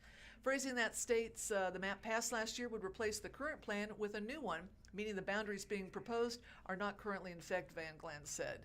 The GOP goal for the map passed last year is to flip the 5th congressional district currently held by U.S. Rep. Emmanuel Cleaver, a Kansas City Democrat. The GOP hopes to win 7 of the state's 8 congressional seats. They currently hold 6 to help preserve the slim Republican majority in the U.S. House of Representatives. 6 Republicans have filed for the GOP nomination, while Cleaver has filed for re-election to a 13th term. Under the Missouri Constitution, a law challenged by a referendum does not go into effect until a state is held. Stump heard arguments February 9th on whether that language applies to referendums on redistricting and is not ruled. Hoskins and Republican Attorney General Catherine Hanaway contend that the map approved last year will be used for this year's elections unless the court orders otherwise. Quote, "There are enough signatures for a referendum, which means last year's map is paused," Van Glan said. "I shouldn't need a court order for an elected official to do a job that they swore an oath to do. But if that is needed, that will happen." And we're currently broadcasting live from the Blind Community Thrift Store, 2713 North Kansas Expressway in Springfield, Missouri. If you'd like more information about our store, visit our official website at www.blindcommunitythriftstore.com. To explore more of our video content, including movie reviews with Matt and Meredith, adaptive technology training videos, and other informative material, please visit our YouTube channel by searching for Blind Community Thrift Store. Our organization is dedicated to supporting the blind community through various initiatives, and our online platforms serve as valuable resources for community engagement and education. From the Springfield News-Leader, police confiscate Barbies containing fentanyl in a Missouri store. In Missouri, the police department confiscated 5 Barbie dolls from a discount store that contained fentanyl just outside of Kansas City. The Independence Police Department is actively investigating the sale of 5 Barbie dolls that included fentanyl taped inside the toys packaging from the discount store Cargo Largo in Independence, Missouri. The Independence Police Department shared a Facebook post March 21st. The Independence Police Department was contacted by Cargo Largo Security the morning of March 21st regarding a suspicious powder substance located in the packaging of a Barbie doll. The police department determined 5 compromised dolls were sold, and all were located within the same day, according to the department's post. As of March 23rd, the police department could not comment on the amount of fentanyl recovered. Independent Police Officer Brian Conley told USA Today via email. Discount store in full cooperation with police. The Independence Police Department is investigating the origin of where the dolls were shipped from, Conley said, as Cargo Largo's business model is to buy damaged and abandoned freight. In a Facebook post made on March 21st, Cargo Largo said it was in full cooperation with the Independence Police Department and, due to the investigation, couldn't comment further.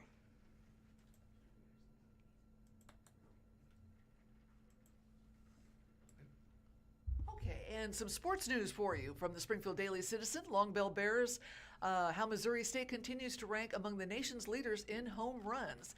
And we see a picture of Missouri State's Logan Fife taking on Oral Roberts University at Hammonds. This was a game just last month. When Missouri State's batting average leader Logan Fife stepped to the plate with the bases loaded in the second inning on Tuesday against Oklahoma State, few at Hammonds Field expected a repeat of what they saw minutes earlier. The shortstop smashed one over the left field wall for the team's second grand slam in as many innings. The Bears went on to rule the Cowboys 16-2 thanks to 4 home runs, 8 extra base hits, and a strong pitching performance from two-way junior Mike Knight. Missouri State continues to trend it's maintained all season, slugging. The Bears' offensive offense ranks in the NCAA Division I top 10 in both home runs and slugging percentages, all while boosting an RPI that was ranked number 9 on Tuesday before the ensuing rout of the Big 12 Conference visitor. Carter Bergman, Kerry Sutherland, Tag Gullert led Missouri State in homers and have helped contribute to the team's total 108 extra base hits. It's helped the team cruise to an 11-0 start at home, its best since a 13-0 start in 2001. The output has culminated in 8.9 runs per game and a .308 team batting average, each ranking number 1 in Conference USA. It's already been quite the inaugural CUSA season for the former Missouri Valley Conference member. Second-year MSU head coach Joey Hawkins loves homers, Bergman said after the 16-2 rout on Tuesday. That's part of our hitting philosophy for sure. We push to hit the ball in the air and hit it hard. The senior backstop, whose 10 home runs ranks second among CUSA hitters, said that playing in a hitter-friendly park like Hammons Field makes it that much easier to pick up an extra home run or two when the wind catches a pop fly just right. Quote, I've never known anything different, he said. It's awesome. I know there's other places like we played at Liberty. That's not a hitter's park. Playing here, the ball's going to go for you. It gives you all the confidence in the world. Hawkins' love for homers has led the team to rank 8th in the nation with 472 home runs since he took over as hitting coach in 2022. Quote, this is my 5th year running the offense. It's something I still do as the head coach, Hawkins said. I'm just a big believer in trying to be dynamic, number 1. But you know your ability to hit the ball hard goes a long way in baseball. A lot of people think it's just the home run, which that's a big piece of it, but you see us hit these doubles down the line. They get to the fence quick, we hit them hard, they add up, and it's not easy when you're a pitcher and balls are just flying all over the yard. The former Missouri State shortstop said he likes his hitters feeling free in the box with runners on base, which is why they push for that situation so often. It's a big motto for our offenses when we do get in those situations where there's a lot of traffic, 2 guys on or bases loaded, Hawkins said. It's just a good reminder that the pressure's on the pitcher in those spots. Just be free and you're going to get pitches to hit. Knight, junior outfielder Caden Bogopol, widely expected to be a first-round pick in July's MLB draft. Charlie Carter and Max Knight are also among MSU's home run leaders. And the next headline reads, Knight shuts down his former team. Knight not only averaged an early season 8-7 road loss against Oklahoma State, but got a little payback against a former squad that didn't give him much playing time during his tenure. The 6'3" Bixby, Oklahoma native spent a season with the Cowboys before transferring to Missouri State before his sophomore year. He appeared in just 5 games during his freshman year with OSU, going 2 for 3 with a double and a walk in 3 recorded at-bats. The two-way standout was used in only 1 appearance on the mound in which he gave up a hit and run. Tuesday night held the Cowboys to just 2 hits through the first 4 innings of the game while collecting 6 strikeouts in that span. A shaky 5th took him out of contention for the win, but his efforts did not go unnoticed in the victory. He finished the game with 4 1/3 innings pitched, 5 hits, 2 earned runs, both in the 5th, 3 walks and 7 strikeouts. And the Southpaw had not yet started a game prior to the matchup with OSU, but Hawkins said desperate times on the pitching side called for desperate measures. Quote, there's no hiding that our starting pitching has not been great, Hawkins said. We kind of went into this week just looking to be creative. We really didn't go in with a plan of him going into the 5th inning. We were just going to take it inning by inning. Knight shoved his way through 4 shutout innings to give the Bears the time and space they needed to push ahead of his former team. I loved how he threw the ball, Hawkins said. We needed a really competitive start. He played there. He doesn't have any hard feelings against them, but you know that one. I sure felt good for him. He, along with his battery mate Charlie Carter, who also previously played at Oklahoma State, had a little extra motivation, according to Sutherland. It was unbelievable, Sutherland said. It was a lot of fun to watch, too. Though the belief is that there was just another game for Knight. Among most of his teammates and coaches, Bergman said the added motivation pushed him to be successful in his first start of the season. I don't know if he says anything about playing against his former team mattering, but I know this scheme means something to him, and that's just what you get from him. He's that type of player, Knight. He's that guy, swing and miss stuff. He gives us a great start, and I really didn't expect any different. Missouri State will now traveling to the NCAA Tournament regular and Conference USA Power Dallas on Friday to start a 3-game series. From the Springfield News-Leader, the headline reads, How to Stay Safe as Missouri's Black Bears Become More Active. With hiking and camping season approaching, the University of Missouri Extension is offering advice on how to safely navigate areas inhabited by black bears. Missouri's black bear population is estimated to be around 1,000, according to a community announcement. While most bears are found in the oak hickory forests of the Ozarks region, they can travel long distances and occasionally appear in urban areas. Robert Pierce, an MU Extension State Wildlife and Fisheries Specialist, emphasized the importance of avoiding bear encounters. Avoidance is key. Never approach a black bear and don't let one get close to you. Watch from a distance. If in a vehicle or home, stay inside. If possible, stay at least 100 yards away from a black bear, according to the announcement. He also advised keeping garbage, pet foods, and bird feed out of reach of bears. Bears that feed on human foods could quickly lose their natural fear of humans. Pierce said in the announcement, "Don't feed them." When hiking in bear habitats, making noise could help prevent surprising a bear. Talking, whistling, or singing can alert bears to your presence. Dogs, if not left at home, should be kept on a leash, as they can antagonize bears and lead to encounters. For campers, cleanliness is crucial. Food should not be kept in tents and should be stored in airtight or bear-resistant containers. Locking food in the trunk of a vehicle or hanging it in a tree 15 feet off the ground and 8 feet away from the trunk is recommended. Dishes should be washed after eating and food should be cooked away from sleeping areas. It is also advised not to sleep in the same clothes used for cooking and to burn trash only if it cannot be properly secured. Additional resources available.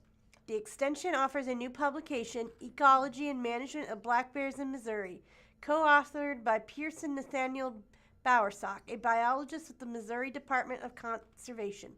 The publication is available for free download at extension.missouri.edu/publications/G9458. For more information about living responsibly with bears, Bearwise, a resource developed by and run by biologists, is available at bearwise.org. And from the Springfield Daily Citizen, Steve Pokin has been asked about an awful smell along Wilson's Creek near wastewater treatment plant. And what follows is a picture of Wilson's Creek on a very nice late winter day. He was asked, did something die in the creek under James River Freeway, or is Wilson's Creek dead? The stench that emanates from the creek both when driving by on West Sunshine Street and on the James River Freeway can cause one to gag. It's made me dry heave more than once. The smell takes me back to the 70s when it would smell so bad in the summer. Steve Pokin writes that Tracy King emailed him about this on Friday, February 27th, and then a week later on March 6th, he walked the trail along Wilson's Creek just south of the city's southwest wastewater treatment plant. I tilted my nose to the breeze and detected no awful smell. It was a pleasant walk down the West Republic Road and back. The Southwest Wastewater Treatment Plant is a workhorse. The average daily flow through the plant's 35 million gallons. It's the largest of the two city wastewater treatment plants. The treated and purified wastewater discharges into Wilson Creek, which flows into the James River, which flows into Table Rock Lake. Your email, Tracy, is the second time in the past several months that I've heard from a reader about a god-awful smell along Wilson's Creek near the treatment plant. When I received the first email, I did the same thing, and the same thing happened. I got the email, waited a few days until I had time to walk the trail along Wilson's Creek near the treatment plant, and I smelled nothing foul. We see a picture now of the wastewater plant itself. It smells, quote, reads this next headline, very much like cow poop or chicken poop. Steve continues, obviously my response to these smell alerts needs to change. The next time I get a similar report, perhaps I should drop what I'm doing and hustle over there. Not that I want to gag, but at least I can then confirm that I've smelled it too. But that's assuming I get the email from the reader the same day the reader has this unpleasant experience. I encountered someone else on the trail on March 6th. Perhaps I thought she walks here often and has smelled whatever it is that makes you dry heave, Tracy. Quote, I have noticed a stench before, says Nikki Duty of Springfield. She tells me she has smelled it not while walking the trail, but while driving over the creek on Republic Road. Quote, I've been told by my father that it's from fertilizer in the fields. She says it smells very much like cow poop or chicken poop. The next headline, quality of discharged water is closely monitored. For various reasons, I don't believe the smell is coming from the creek itself. As I said, the effluent from the treatment plant flows south into Wilson's Creek. Where the creek intersects with Sunshine Street is to the north, where you say you also smelled the bad odor, Tracy. Creeks don't flow in two directions at the same location. Quote, the city performs daily testing of water entering and leaving the treatment plant, city spokeswoman Mara Holt said via email. The treated water must meet strict standards set by state permits. Also, the Missouri Department of Natural Resources monitors the creek. Christopher Miller with the DNR in Springfield confirmed that the treatment plant is meeting water purity standards. I asked him to go back 2 years to check for possible violations. He did, and he found none. The city takes its own monthly water samples from the creek, tests them, and sends results to the Department of Natural Resources. So maybe the smell is coming from fertilizer being applied to nearby fields. That would make sense. That's why the stench is intermittent. Now you smell it, now you don't. I decided to look at the Greene County Assessor's map of the area around the treatment plant. My plan to find a large parcel being farmed, call the owner, and ask about the use of fertilizer. I was surprised to discover that the city is a major property owner in and around the treatment plant. It owns some 1,200 acres in there. The nearby vacant fields are city-owned, not farmer-owned. So I called the city and spoke to Holt. The next headline, Wilson's Creek is not being polluted. First, Holt says the smell is not coming from the creek and the creek is not polluted. In fact, the opposite is true. The operators of the treatment plant have done a remarkable job of keeping it clean, she says. The owner is not believed to be coming from the creek itself, but rather from normal operations at the plant under certain conditions, Holt told me. Some level of odor is a normal part of wastewater treatment. The city owns land around the plant to create a buffer, so smells usually fade before reaching nearby areas. But there are times when odors are stronger and can travel farther than usual. How noticeable the smell is can depend on things like the weather, especially wind and humidity, as well as what is coming into the plant at the time. In addition to what flows through the sewer system, the facility also accepts some waste delivered by truck. Certain types, particularly from agriculture or food processing sources, can have a stronger odor. When a few of those factors line up, the smell can be more noticeable. There have been some recent days when they have been stronger, Holt said. The team is working on ways to improve this by talking with haulers about potentially pre-treating some materials for transport to help reduce odors. And the question is the city spreading biosolids on nearby fields? No, Holt said. The city is not spreading biosolids on nearby fields. Also, she added, biosolids don't smell like human waste. Biosolids are a byproduct of the wastewater treatment process. By the end of this process, the resulting biosolids are composed primarily of stabilized organic material and the microorganisms used during treatment rather than raw human waste, Holt said. To answer my questions, she said she consulted with Brian Worth, Environmental Services Superintendent of Clean Water Services. The biosolids created meet EPA requirements designed to significantly reduce pathogens and minimize odors and attraction to pests. Quote, the city does not typically apply biosolids to city-owned property or land immediately surrounding the treatment plant, she said.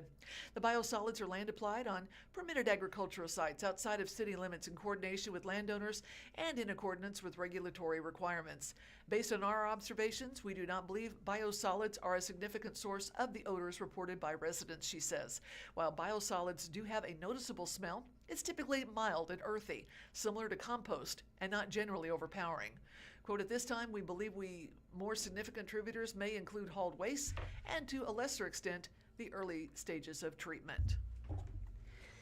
From the Springfield News-Leader, the headline reads, almost $100 million in Missouri marijuana tax revenue is going unused in the budget.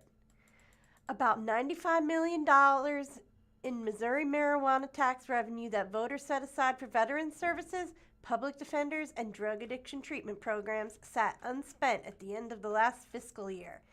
And budget projections show that the unused pile of cash would still be more than $60 million over the next 2 years unless lawmakers authorize the intended beneficiaries to use it.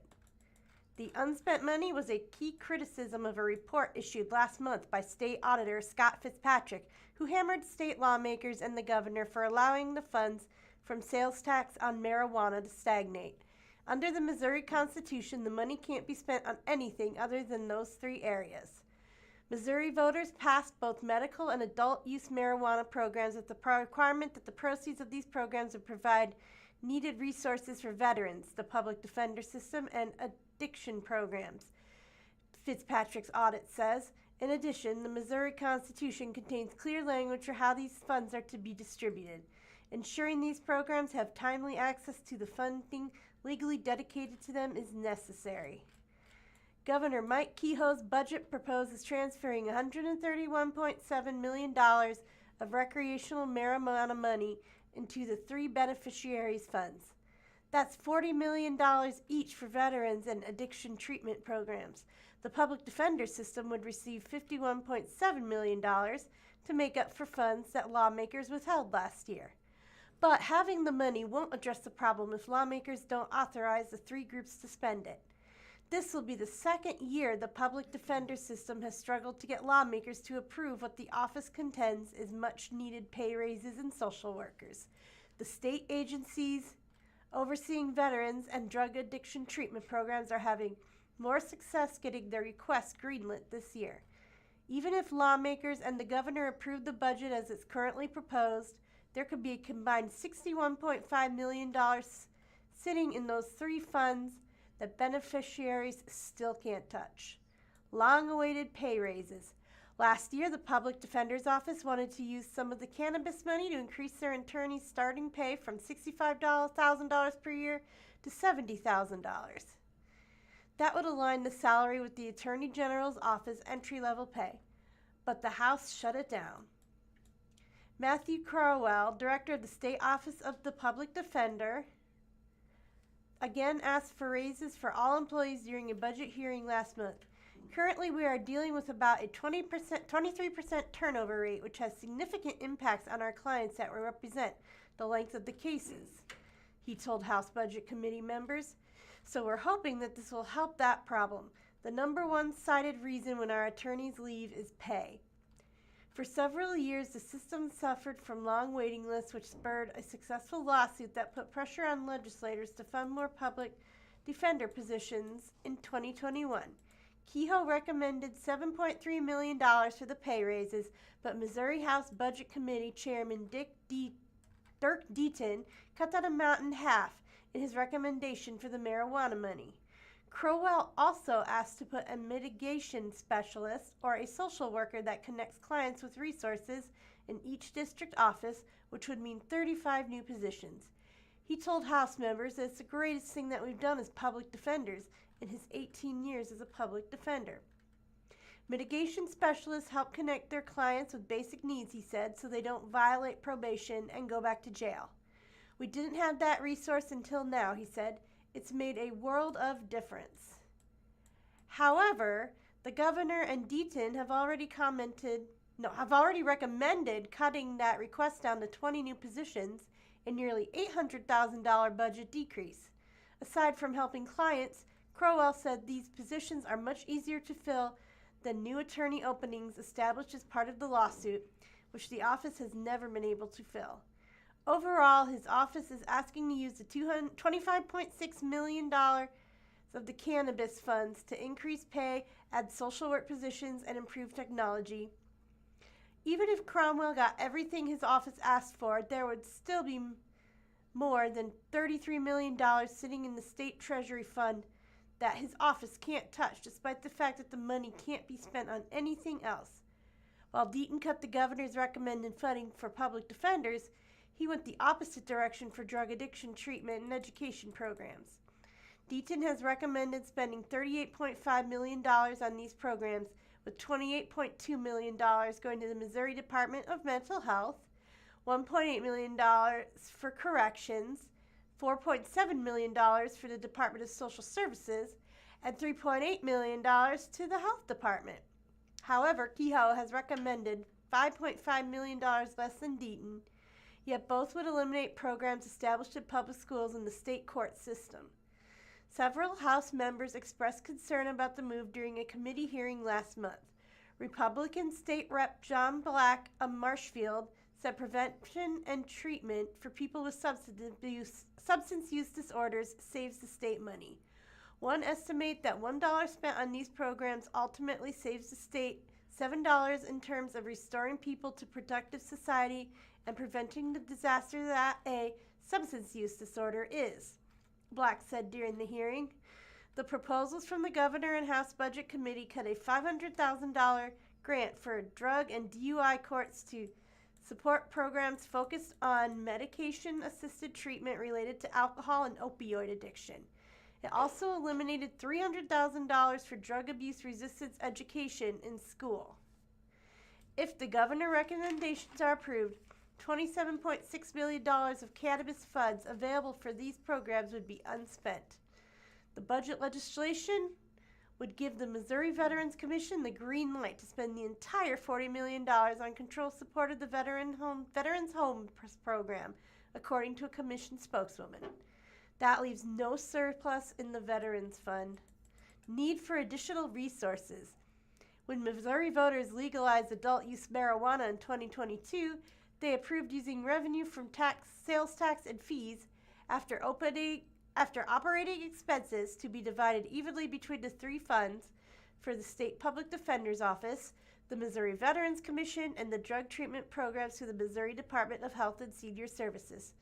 Budget officials estimate revenues will be $88.8 million in the upcoming fiscal year from July 1st to June 30th, 2027. According to the audit released last month, staff in Fitzpatrick's office found the agencies have communicated the need for additional resources, but the full amount of funds available have not been appropriated in the approved budgets.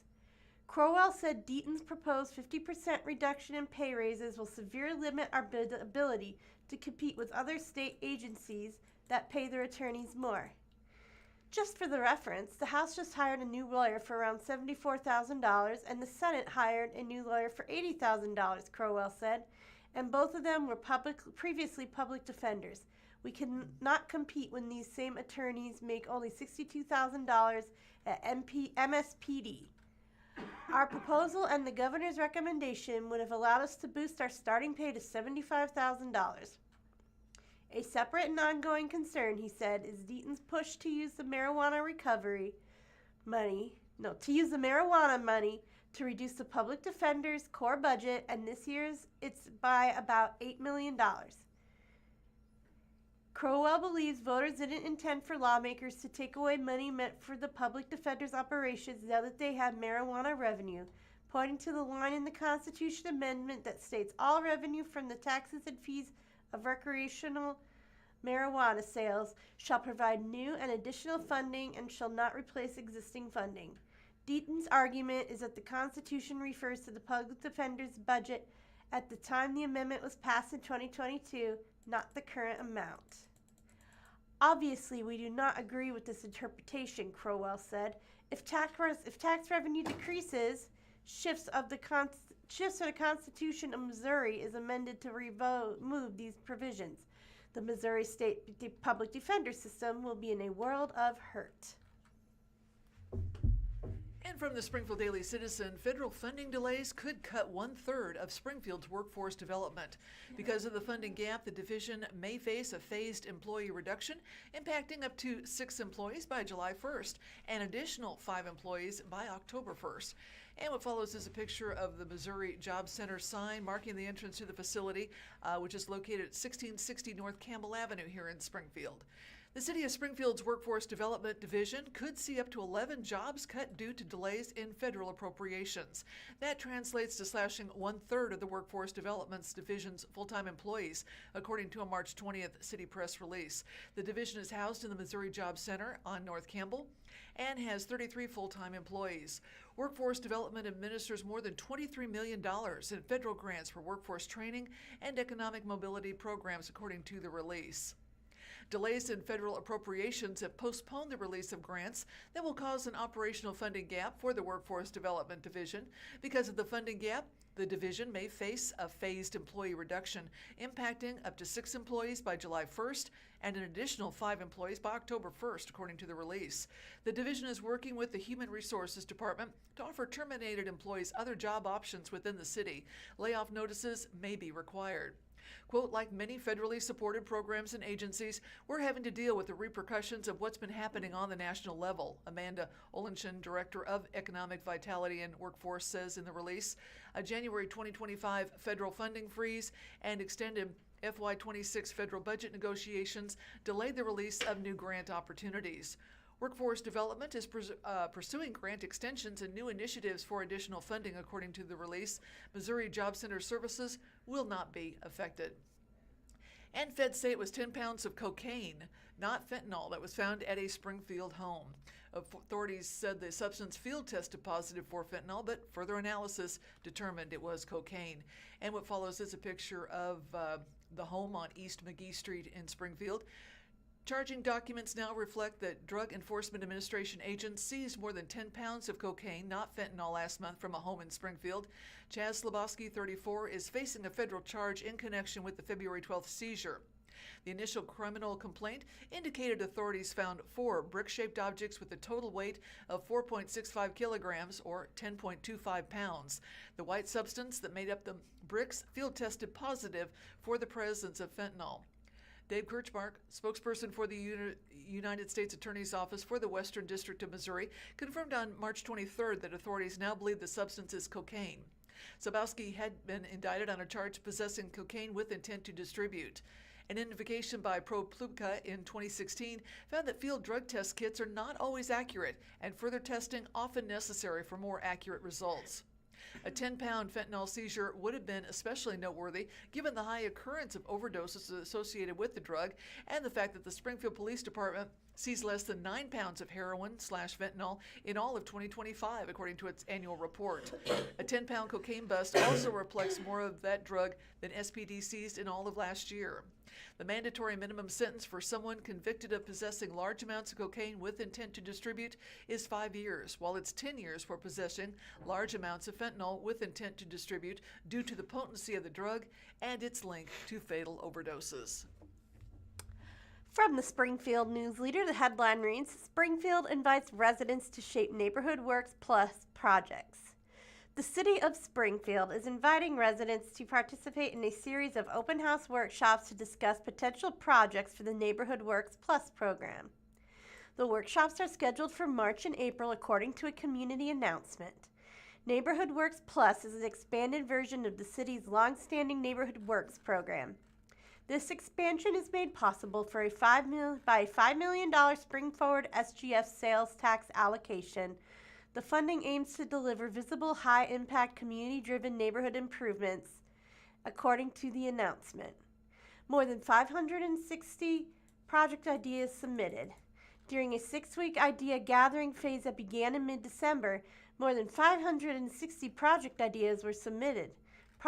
Public Works project managers then assessed the feasibility of these ideas and grouped them into about 160 project concepts.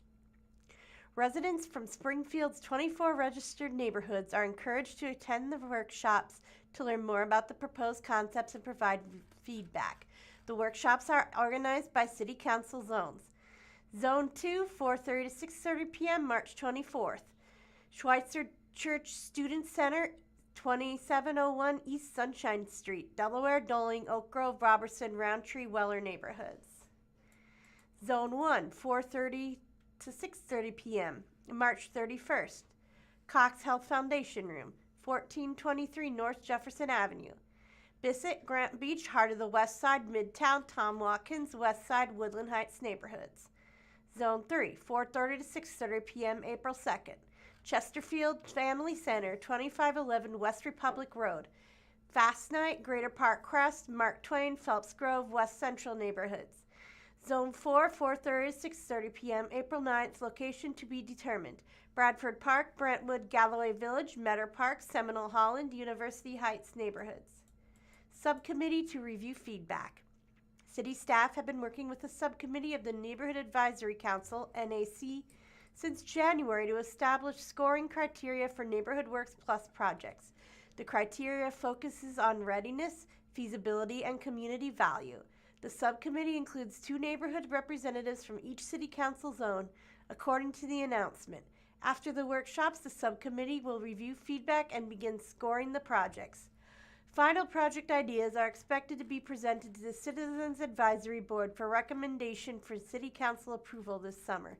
The first round of the neighborhood projects is targeted to begin construction in fall of 2026.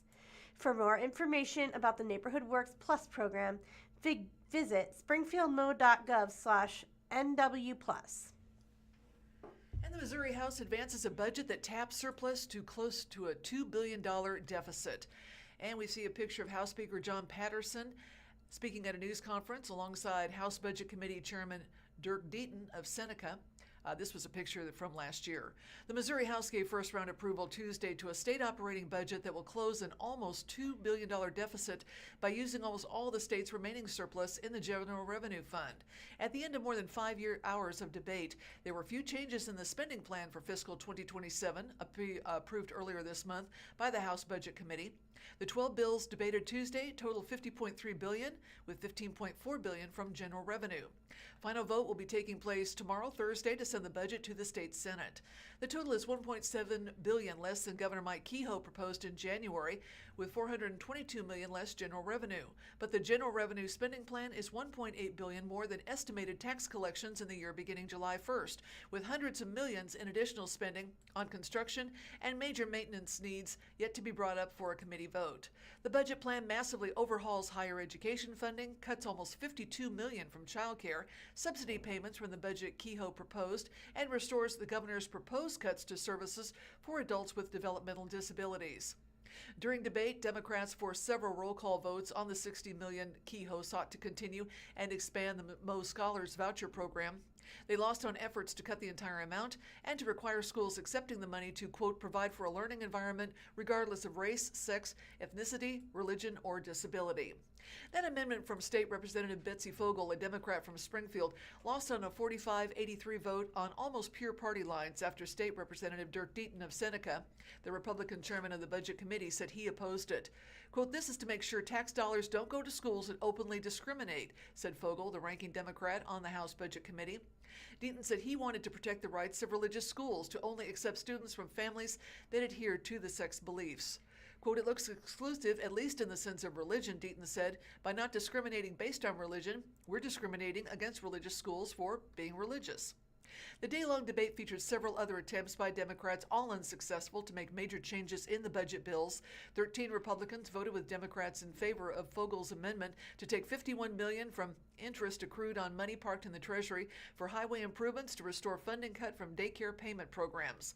Fogel also lost on an amendment to maintain plans to pay child care providers based on enrollment of children eligible for subsidies instead of the current system of payments based on attendance. The Department of Elementary and Secondary Education is prepared to shift to the new system in May, fulfilling a promise Kehoe made last year.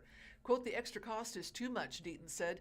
Without adding significantly more dollars, we are not going to help as many kids if we pay on enrollment, Deaton said.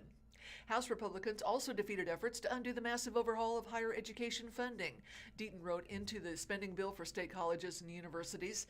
Instead of continuing the funding the schools received last year, Deaton pulled most of the money and redistributed it based on student numbers. Each community college would receive about $3,600 for each full-time equivalent, and four-time universities would get about $8,400. Truman State University in Kirksville would see its funding cut by more than half to $23.8 million from $50.9 million. Harris-Stowe State University in St. Louis and Lincoln University in Jefferson City, historically black universities, and the four-year schools receiving the smallest current amounts would each have their core funding cut by almost 40%.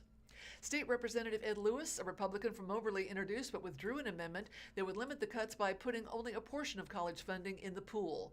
Quote, I don't believe any of these institutions could derive that type of funding reduction in 1 year, Lewis said. An amendment from State Representative Rachel Prudy, a Ferguson Democrat, to restore Kehoe's proposal for flat funding in the coming year failed on party line vote. Delivering money based on student counts toward reward schools that can retain the students they enroll to graduation, Deaton said. Maybe it's simple, but I don't think it's simplistic in all that it considers and understands. Current funding levels are based on past appropriations and reflect the political flavors bestowed on individual campuses by past lawmakers, Deaton said. I don't think there's a person alive that can explain it to you because it's happened over 100 years, Deaton said. Republicans had a generally easier path to get their amendments passed. State Representative Mark Steinmeier, a Republican from Sugar Creek, cut $2 million from state payments for the upkeep of Arrowhead Stadium. The Chiefs are leaving, he said, so the state can reduce its contribution. The money instead will be going to the Independence Fire Department. We are reallocating existing dollars to where they have a measurable impact today, Steinmeier said. In the background of the budget this year is the looming fiscal cliff for state finances. Future budgets won't have the cushion of a large surplus unless forecasts for declining revenue this year and sluggish growth in the future are incorrect. The bank balance of the General Revenue Fund stood at $3.2 billion at the end of February. Kehoe's budget anticipates a balance of $265 billion on June 30th, 2027, the end of the coming fiscal year. Deaton has added about $400 million to the bottom line with the spending plan debated Tuesday, but future budgets won't have the cushion of a large surplus unless forecasts for declining revenue this year and sluggish growth in the future are correct. In an interview after the House debate, Deaton said he's comfortable covering the deficit with surpluses accumulated in past years. I don't think it's appropriate that the government should have large balances, and we ought to be delivering services to people, Deaton said. Deaton, who is term limited, said he worked to reduce core spending to help future budgets. Quote, and there's more work that will have to be done in that regard in future years, next year especially, he said, but I think by any measure, it's a very responsible budget. In an interview, Fogel said she's concerned about the state's fiscal health, new federal policies that will shift costs for safety net programs to the state, and Keogh's proposal to reduce the state income tax with sales taxes, which has already passed in the House. The uncertainty wrapped around the income tax proposal by the governor concerns and worries me, Fogel said.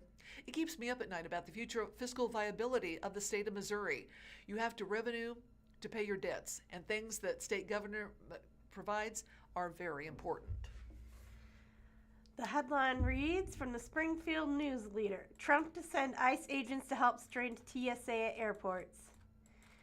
President Donald Trump said Immigration and Customs Enforcement agents will be sent to airports to assist understaffed Transportation Security Administration employees starting March 23rd amid the ongoing partial government shutdown. The announcement comes a day after the president first threatened to deploy Federal Immigration Enforcement Agency to address the growing crisis, which was sparked by the funding fight in Congress and exacerbated by an influx of spring break travelers. On Monday, ICE will be going to airports to help our wonderful TSA agents who have stayed on the job despite the fact that the radical left Democrats, who are only focused on protecting hardline criminals who have entered our country illegally, are endangering the USA by holding back the money that was long ago agreed to with signed and sealed contracts and all, Trump wrote in the social media post on March 22nd. Trump said White House border czar Tom Homan will be in charge of the operation. In comments a day prior, the president said he would also have the ICE agents arrest people who have entered the United States without authorization, especially those coming from Somalia, a country he has repeatedly criticized. It's not clear if the March 23rd deployment will only see ICE assisting TSA agents in their prescribed duties, or if their mandate will also include immigration enforcements at airports. Customs and Border Protection agents primarily manage immigration control at airports. In an interview with CNN's State of the Union on March 22nd, Holman said ICE agents won't be manning x-ray machines, but they'll help with other work. There are roles we can play to release TSA officers from the non-significant roles, such as guarding an exit so they can get back to the scanning machines and move people quicker, Holman said. We're just simply helping our fellow officers at TSA. Holman said ICE will continue immigration enforcement operations while aiding TSA. Democratic Representative Hakeem Jeffries slammed the move in an interview shortly after Holman's appearance on CNN, telling host Dana Bash that the deployment of ICE agents would risk lives. The last thing that the American people need are for untrained ICE agents to be deployed at airports all across the country, potentially to brutalize or in some instances kill them, the House Minority Leader said. We've already seen how ICE conducts itself, Jeffries added, appearing to reference the fatal shootings of Alice Preddy and Renee Nicole Good by federal agents in Minneapolis during the administration's deportation crackdown in the Twin Cities. Travelers have recently seen longer wait times in airports across the country, especially at security screenings due to shortage in TSA workers. In the past month, about 50,000 TSA airport security employees have been forced to work without pay as a result of the partial government shutdown. The shutdown began after Democrats refused to fund the Department of Homeland Security until the agency, which includes both TSA and ICE, changed its immigration policies in the wake of the violent enforcement efforts in Minnesota. Republicans have rejected offers from Democrats to pass funding only for the non-immigration enforcement parts of DHS, including TSA. It's not yet clear which airports ICE agents will deploy to and how many agents will be involved. Homan called the operation a work in progress on CNN, but expects a plan by the end of the day on March the 22nd. He added that ICE should prioritize airports with the longest waits impacting travelers. And see how much unemployment claims in Missouri have declined in the last week. This is from the Springfield News-Leader. Initial findings for unemployment benefits in Missouri dropped last week compared with the week prior, the U.S. Department of Labor said on Last Thursday, new jobless claims, a proxy for layoffs, fell to 2,920 in the week ending March 14th, down from 6,244 the week before, the Labor Department said. U.S. unemployment claims dropped to 205,000 last week, down 8,000 claims from 213,000 the week prior on a seasonably adjusted basis. Kentucky saw the largest percentage increase in weekly claims, with claims jumping by 189.6%. Missouri, meanwhile, saw the largest percentage drop in new claims, with claims dropping by 53.2%. And transforming Highway 13 into a pollinator paradise from the 417 magazine. We see a beautiful picture of a monarch butterfly. At first glance, Missouri's Highway 13 is just a connector from small town to small town, but for a growing group of conservationists and community leaders, it is becoming something much more intentional. The Highway 13 Butterfly Trail is a conservation and tourism initiative designed to create a 26-mile-wide pollinator corridor stretching from Iowa to Arkansas. The idea began in 2017 in Hamilton, Missouri, when a group of residents looked at 10 unused acres on the edge of town and imagined something different. Quote, "We came up with the idea of making that 10 acres into a butterfly park," said founder Bob Hughes.